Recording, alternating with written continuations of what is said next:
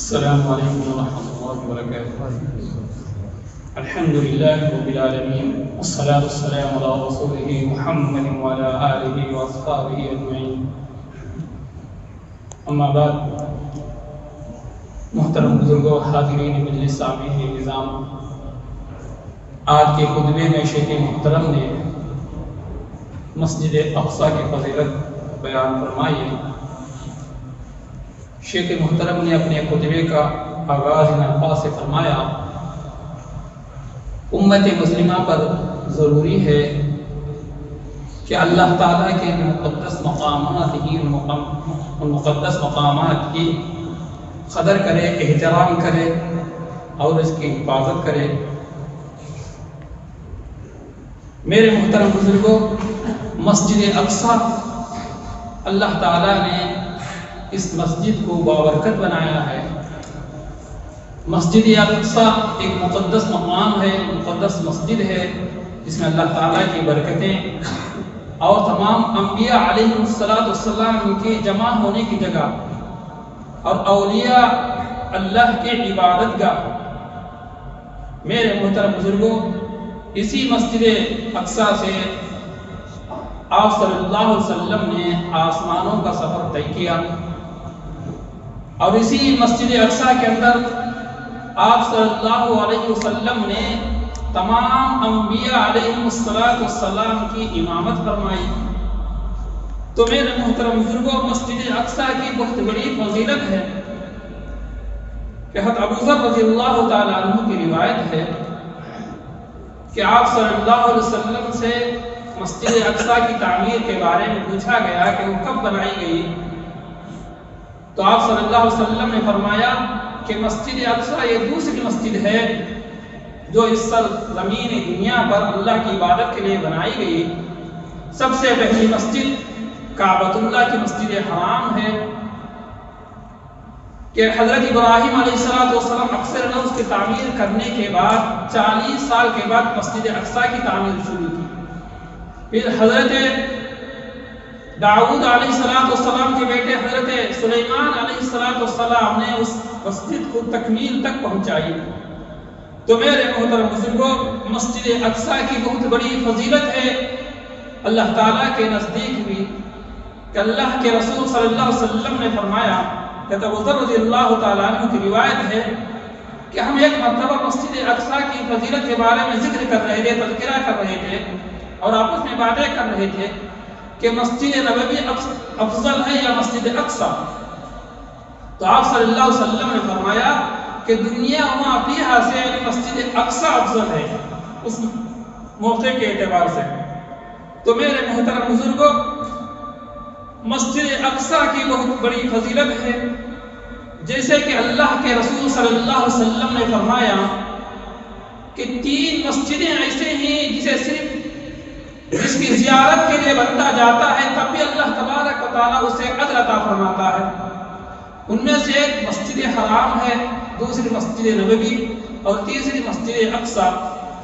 میرے محترم بزرگوں، جب حضرت سلیمان علیہ السلام نے مسجد اقصیٰ کی تعمیر سے فارغ ہوئے تو اللہ تعالیٰ سے 3 دعائیں کی: اے اللہ، مجھے ایسا حاکم بنا جو حق پر فیصلہ کرنے والا ہو، اور اسی طریقے سے مجھے ایسی بادشاہت عطا فرما جو کسی اور کو نہ ملی ہو۔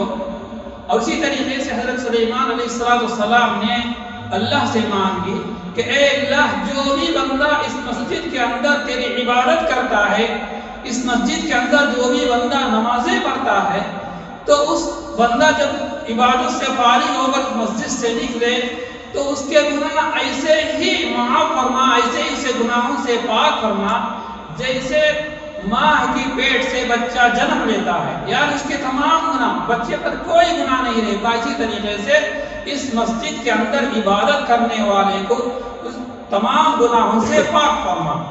تو میرے محترم بزرگوں، کتنی بڑی فضیلت ہے مسجد اقصیٰ کی۔ اسی وجہ سے اللہ تبارک و تعالیٰ نے مسجد اقصی کا ذکر فرماتے ہوئے کلام پاک میں فرماتے ہیں سبحان الذی اسری بعبده لیلا من المسجد الحرام الى المسجد الاقصی الذی بارکنا حولہ لنریہ من آیاتنا.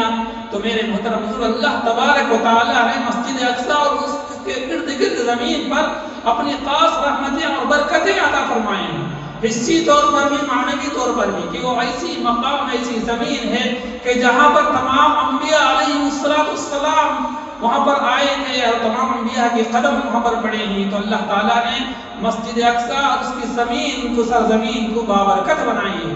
اور اسی طریقے سے ہم جانتے ہیں کہ پہلا قبلہ تھا جو تمام امت مسلمہ اسی کی طرف جب نماز فرض ہوئی تو اسی کی طرف رخ کر کے نماز پڑھا کرتے تھے. اور آپ صلی اللہ علیہ وسلم کی دلی تمنا تھی کہ وہ حرام کی طرف ہو. کچھ دنوں تک کچھ مہینوں تک مسجد اقصی ہی کی طرف قبلہ رخ کر کے نماز پڑھا کرتے تھے. پھر اللہ تعالیٰ کا حکم آیا جیسے قرآن کہتا ہے قد نرى تقلب وجهك في السماء فلنولينك قبلة ترضاها. یعنی آپ صلی اللہ علیہ وسلم کی یہ تمنا تھی، خواہش تھی کہ مسجد اقصی سے بدل کر مسجد حرام کی طرف قبلہ کر دیا جائے. تو اللہ تبارک و تعالیٰ نے پھر حکم دیا کہ مسجد اقصی سے مسجد حرام کی طرف رخ کر کر نماز پڑھا جائے. تو یہ پہلا قبلہ تھا. تو میرے محترم بزرگوں، اس اعتبار سے مسجد اقصی کی جیسے اس کی فضیلتیں اللہ کے رسول صلی اللہ علیہ وسلم بہت سارے بیان فرمائے ہیں. جیسے کہ جب دجال دنیا کے اندر آئے گا تو 4 مسجدیں ایسے ہیں جہاں پر اس کا دخول نہیں ہوگا اور داخل نہیں ہوگا.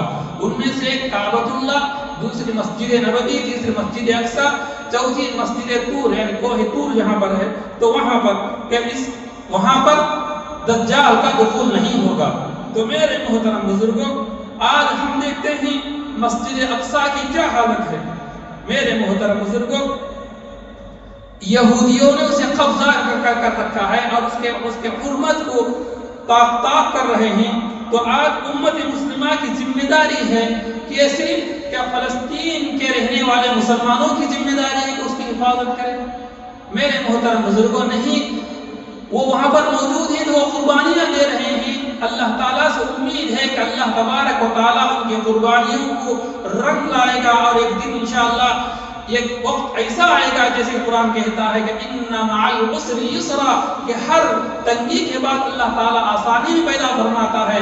تو اللہ تعالیٰ سے امید ہے کہ اللہ تبارک و تعالیٰ ان کی قربانیوں کی بدولت ہمیں مسجد اقصی دوبارہ عطا فرمائے. میرے محترم بزرگوں، جیسے کہ اللہ کے رسول صلی اللہ علیہ وسلم کی حدیث ہے کہ اللہ کے رسول صلی اللہ علیہ وسلم نے فرمایا قیامت اس وقت تک برپا نہیں ہوگی جب تک کہ امت مسلمہ مسلمان یہودیوں کو چن چن کر ختم نہ کر دے. ان کی چھپنے کی کوئی جگہ باقی نہ رہے گی. یہاں تک اگر کوئی یہودی اپنی جان کو بچانے کے لیے کسی درخت یا پتھر کے پیچھے جا کر چھپ جائے گا، وہ درخت و پتھر خود کہے گا کہ مسلمان دیکھ میرے پیچھے یہودی چھپا ہو، اس کو قتل کر دے. تو قیامت کے قریب ہوگی. تو میرے محترم بزرگوں، آج یہودیوں نے فلسطین کے مسلمانوں پر اتنی زمین کو تنگ کر دی کہ حالات ہمارے سامنے موجود ہیں. 20 لاکھ افراد کے لیے ان کے لیے پانی کو بند کر دیا گیا، ان کے لیے کھانے کے غذا کو بند کر دیا گیا، ان کے لیے بجلی بند کر دی گئی، ان پر ہر طریقے سے ظلم و ستم کیا جا رہا ہے. آسمانوں سے بام برسائے جا رہے ہیں اور اسی طریقے سے زمین کو تنگ کر دی گئی ہے. تو کیا اہل عرب پر ذمہ داری نہیں ہے کہ ان کا تعاون کریں؟ میرے محترم بزرگ، اہل عرب پر ہی نہیں، تمام امت مسلمہ پر، چاہے وہ مشرق میں رہنے والا ہو، مغرب میں رہنے والا ہو، دنیا کے کسی بھی کونے میں رہنے والا ہو، مظلوم کے ساتھ کھڑے ہونا اور امت مسلمہ کے ساتھ جو ظالم ظلم کر رہا ہے اس کے خلاف آواز اٹھانا، یہ امت مسلمہ کی ذمہ داری ہے. ہم کمزور ہیں تو لہذا اسی کا نتیجہ ہے کہ ہم نے جو تیاری کرنا چاہیے تھا. حالانکہ قرآن کہتا ہے کہ جب تم جنگ کے لیے جا رہے ہو تو تمہارے لیے ضروری ہے اس کی مکمل تیاری کریں. میرے محترم بزرگوں، ہم کئی سالوں سے سنتے، اپنے بچپن سے سنتے ہیں کہ فلسطین کے رہنے والے مسلمان پتھروں سے ان بموں کا، ان ہتھیاروں کا مقابلہ کرتے ہیں، ان ریفلوں کا مقابلہ کر رہے ہیں. تو کیا یہ امت مسلمہ کی ذمہ داری نہیں تھی کہ انہیں بھی مضبوط کر دیا جائے اور اس مسجد اقصی جو اللہ تعالیٰ کا گھر ہے، جو مسلمانوں کے مقدس مقام ہے، اس کی حفاظت کے لیے، اس کو بچانے کے، اس کے تقدس کو قائم رکھنے کے لیے میرے محترم بزرگوں، کیا امت مسلمہ نے کوئی کوشش کی ہے؟ بس صرف کوشش اتنی ہے کہ جب موقع آتا ہے، جب ظالم ظلم کرنے پر اتر آتا ہے تو بس ہم دعائیں کرتے ہیں، اس کے علاوہ کچھ نہیں۔ میرے محترم، دعاؤں کا اندر بہت اثر ہے، مگر صحیح طریقے سے مانگا جائے اللہ تعالیٰ سے۔ تو میرے محترم بزرگوں، آج فلسطین کی حالت ہمارے سامنے موجود ہے، تو لہذا ہماری ذمہ داری ہوتی ہے کہ ہم ان نہتے مسلمانوں کے ساتھ کھڑے رہے اور ان کے لیے جیسے بھی تعاون ہو، تعاون کرنے کی کوشش کرے۔ یہ ہماری بھی ذمہ داری ہے کہ اس مسجد کی حفاظت کرے اور اس کے تقدس کو قائم رکھے، اور جو مظلوم فلسطینی تو میرے محترم بزرگ ان کے ساتھ کھڑے رہے۔ آج ہم دنیا کے ماحول کو دیکھتے ہیں میرے محترم بزرگوں، مظلوم کے ساتھ دینے کے بجائے جو ظالم ہے، جو طاقتور ہے، دنیا اس کے سامنے کھلم کھلا اس کی مدد کا اعلان کر رہی ہے، مگر ہم اتنے کمزور ہو چکے ہیں کہ میرے محترم بزرگوں صرف اپیل کرتے ہی رہ گئے کہ ظلم مت کرو، انسانیت کو قائم رکھو، انسانوں پر رحم کرو، انسانوں کے ساتھ اس طرح ظلم مت کرو، بس اپیل کرتے ہی رہے، مگر ظالم اپنا کام کرتا جا رہا ہے، تو اس کے روکنے کا کوئی طریقہ نہیں ہے۔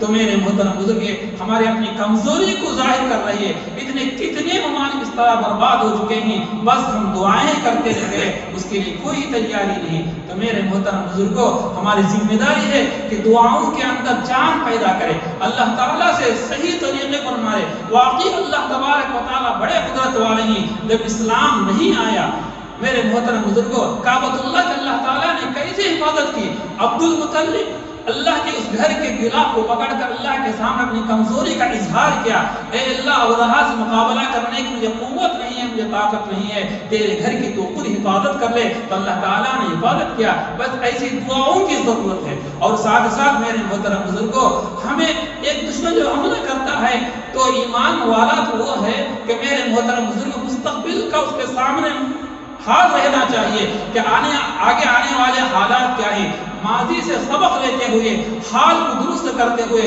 مستقبل کو سامنے رکھتے ہوئے زندگی گزارنے کی ضرورت ہے۔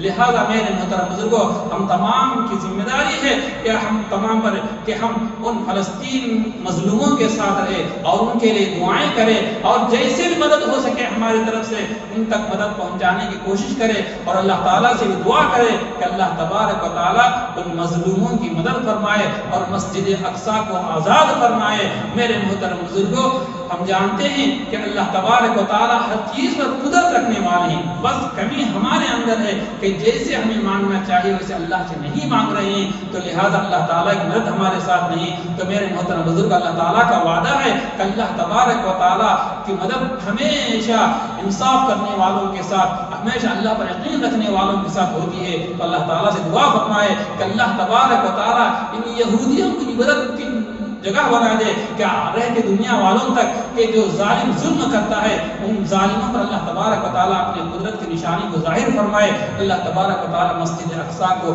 آزاد فرمائے، اور اسی طریقے سے ان فلسطین کے مظلوموں پر اللہ تعالیٰ رحم فرمائے، اللہ تعالیٰ ان شہیدوں کو قبول فرمائے، ان کے بچوں کے حال پر رحم فرمائے، ان کے عورتوں کے حال پر رحم فرمائے، ان کے مریضوں کے حال پر رحم فرمائے، اور تمام امت مسلمہ کے اندر ایک اتحاد اور اتفاق کی توفیق عطا فرمائے، ہمیں ایمان کے اندر مضبوطی اور ثابت قدمی کی توفیق عطا فرمائے، عمل کی توفیق دے۔ وآخر دعوانا الحمدللہ۔